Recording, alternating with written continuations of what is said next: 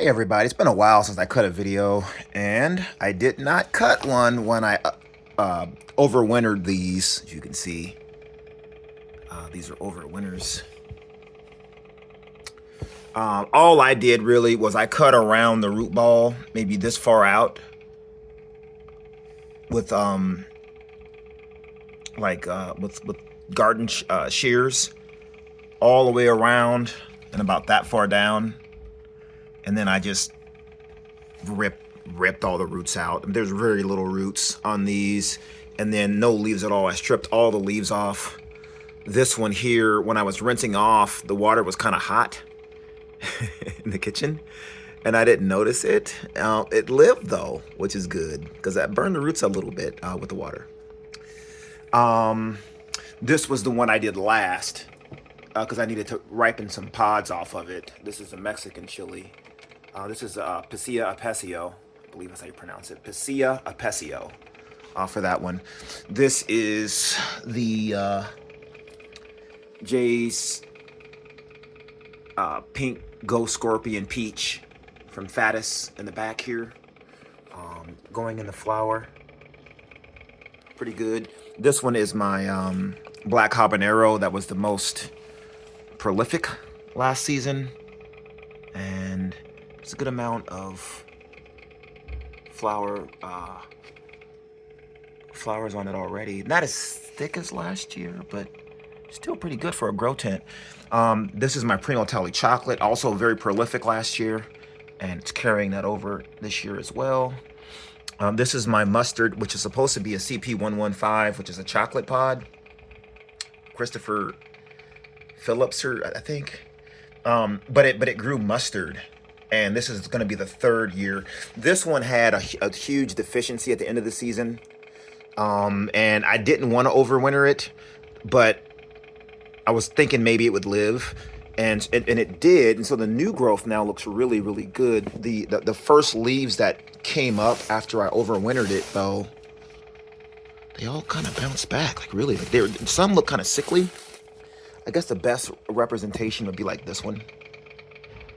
See like the yellowish or light, not really yellow really, but like lighter green splotches on the first growth, the initial growth. But the new growth does look really nice. This is another Jay's Purple Peach Scorpion Pink for this one and for that one back there. So Jay's Purple Pink Jay's Purple Peach Scorpion. Jay's Purple Peach Scorpion Pink. The one I burned. And then this one back here was another prolific one last year. This is the chocolate bootla. It had a brother or sister or whatever you want to call it, another chocolate bootla here. But for some reason, this one looked really sickly at first. The new growth, again, looks good. And you can see there's some flower locations on it. It wants to flower, but initially it did not look all that great. Last season, though, both of these plants gave me a crap ton of chocolate. I had too many to use, like way too many to even use. And then again, that newest Pasilla Apesio plant. So I did start some seeds today. It's December 27th. I should have started them about a month from now, but I have a rack coming in. It's going to be kind of like this, except it's going to be 4 rows. So, and I got some LED grow lights, but not like this.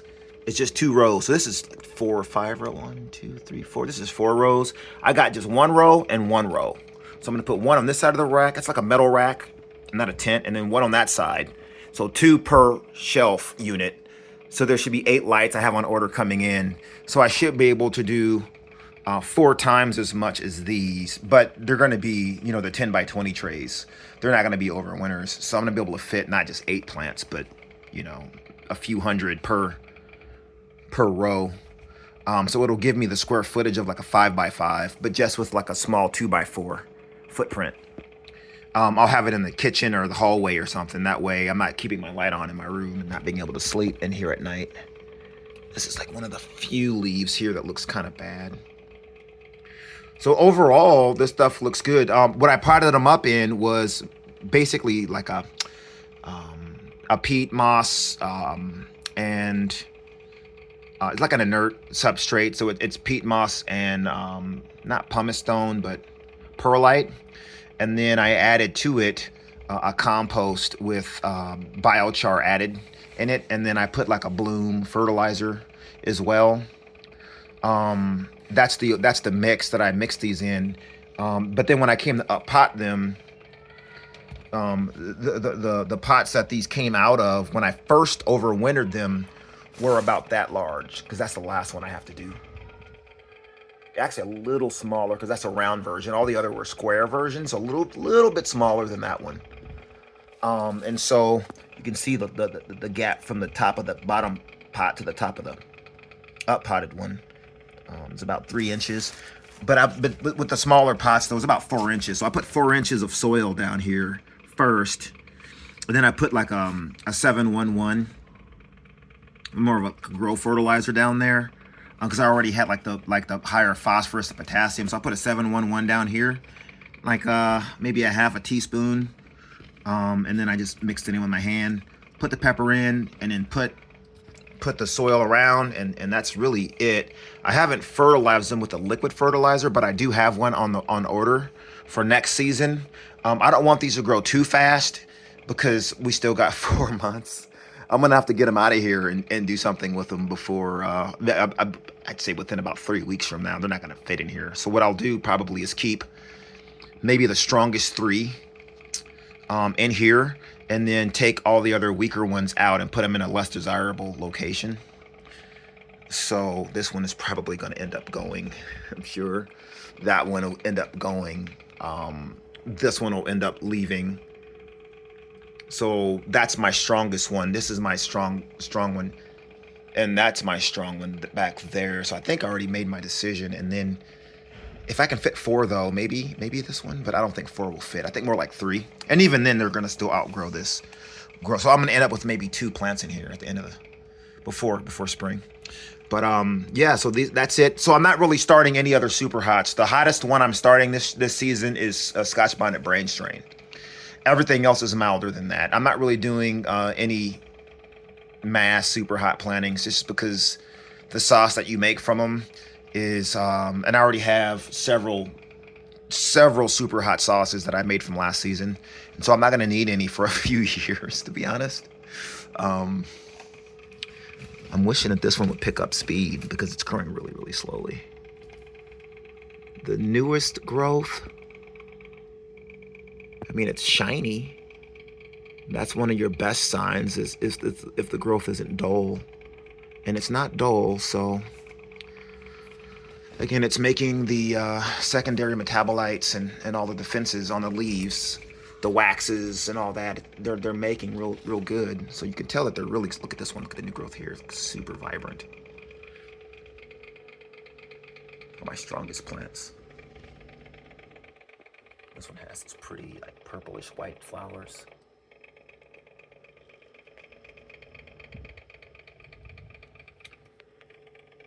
Jet black. The leaves are jet black outside with the UV rays. They're not as dark in the grow tent, but this one is a really dark plant.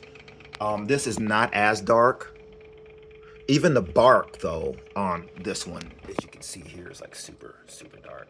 So it's a really cool plant. I'm going to be cross-pollinating. So what I'm going to be doing here this winter is this black hob. No, I'm sorry, the Pasilla. This is another chocolate, Mexican chocolate chili, the Pasilla Pesio. I'm going to be cross-pollinating that one with, I'm thinking the chocolate Butla, and then maybe also with the black habanero.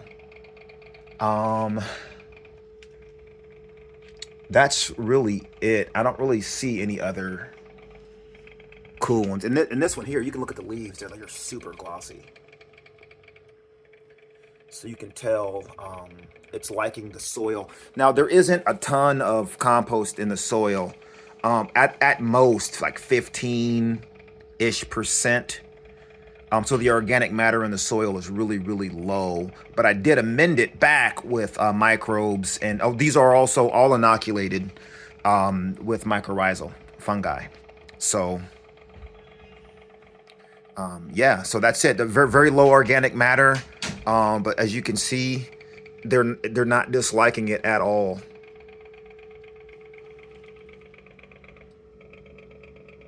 So you don't need to grow in pure compost to have success with pepper plants, like a lot of people say.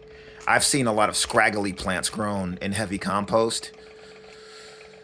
And I've seen some good ones too, but I don't know though if it's just because that plant itself had really, really good genetics or not. I mean, normally I see the way nature intended is plants don't really grow in pure compost. Like maybe the top like few inches of soil might be compost, but below that is always in nature.